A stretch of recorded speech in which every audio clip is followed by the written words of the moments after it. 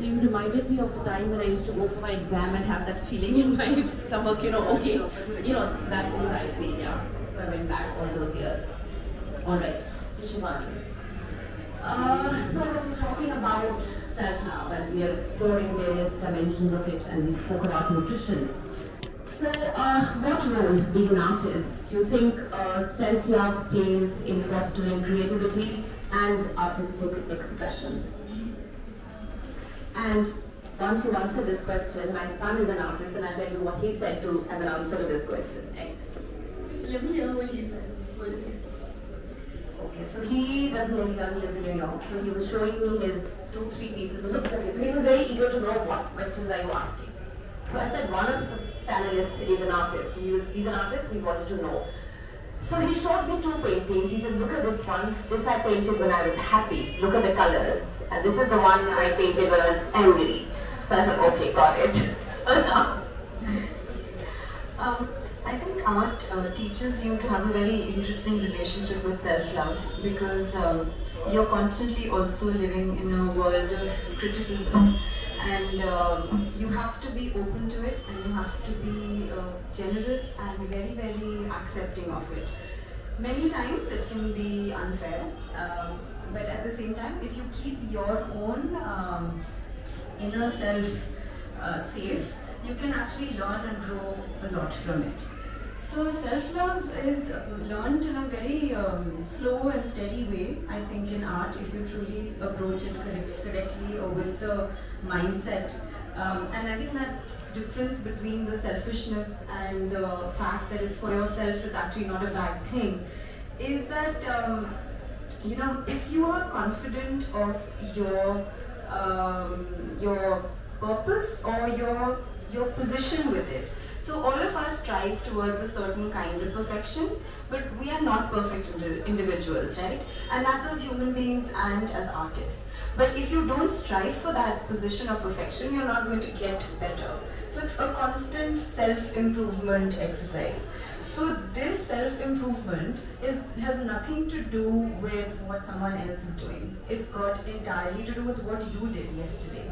So when you practice, or when you perform, or actually more when you practice, because when you perform you're putting your best self forward. And then again it requires a lot of self-love because you have to know this is my positive, this is my strength, and this is my weakness. So when I'm performing I'm not going to show my weakness. But when I'm in the studio and I'm practicing, my weakness has to be worked on. So I'm constantly looking at myself and judging myself that is this where I want to be. So I think it's a very beautiful process of understanding yourself, and it's a very slow process, and I'm still on it, but I would say that's my take on it. Thank you, but that's true. I think, it's the way you express yourself, and of course if you love yourself, then the work of art that you create will be a reflection of that. So Damini, come back to you. Now, most of us are constantly struggling between our professional and personal lives. There's always like personal life, I have to do this, professional this. So there's a constant struggle and conflict, and I am also, guilty of that to a very large extent, and especially when my kids were growing up. But we continue to follow practices, and then we understand that work-life integration, balance, all of those things that we talk about.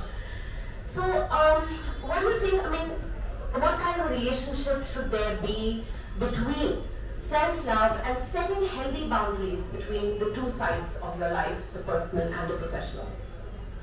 So, you can't try and harmonize or balance anything without certain boundaries in place. And before that, I think for each one of us, the problem is that we don't fully understand the concept of boundaries. So, say for example, example. All of us have doors and windows in our houses, right? What would happen if you didn't have them? What is going to happen? Suffocation. If you didn't have them. No, everything is open.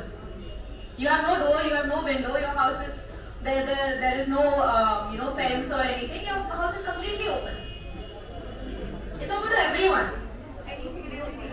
Exactly. Anything and everything can come in from anywhere because you did not bother to put any safety procedures in place, right? There's nothing to keep yourself protected, and there is of course no segregation between the inside and the outside.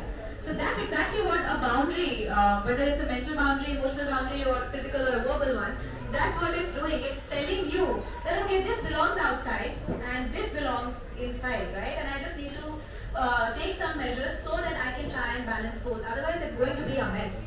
And that's exactly what happens when we don't set those boundaries, because we have a mental mess. We don't know what to say to whom and to when. Hence, if you're not able to say no to certain things, we're in a constant overdrive. We don't know how to balance things with each other. Right? We also need to have physical and verbal boundaries in place where we do need to, step back, or we need to ask the other person to maybe step back in a certain way.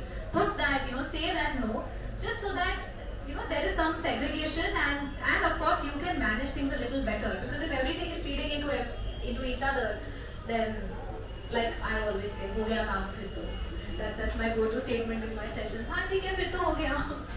Right, so that's what basically boundaries are, and again we have a lot of mental blocks because of which we don't want to say no, because we also find it difficult to cut off or switch off mentally. We invest a lot without really understanding whether that investment is needed or not, because we're not clear within ourselves. We don't know many times what we want, why do we want it, why am I doing what am I doing, right? Why is that no necessary, or why is that no not necessary? Most of the times we are just in an overdrive on autopilot, doing things that we are supposed to do. But only if we stop for a bit, ask ourselves, what do I want to do? Where is this thing really fitting in? And what is my boundary going to really look like? What is it going to do for me? Is it going to protect me from something, or is it going to destroy something? If you're and yes, most of the things will go back to your intent. If you have the right intent in place, then you will say the right things, you will take the right kind of action. But if you're not clear, then as I said, things are going to be messy. And when it comes to boundaries, most of our blocks are that it's a bad thing. You should always keep other people happy. You can't think for your own self because it's going to make you selfish. And it's because of these ideas that we constantly perpetuate this people-pleasing culture. And nobody is happy at the end of the day. But when you start taking those small steps to preserve your mental, emotional and physical peace, not only are you happier from within, but yes, your external world, which is again a mirror of your own self, that's going to be quite sorted as well. So that's why it's important. Okay, so not really related, but another, what should I say, situation in life where you face setbacks, failures, disappointments, and 9 times out of 10 we do blame ourselves.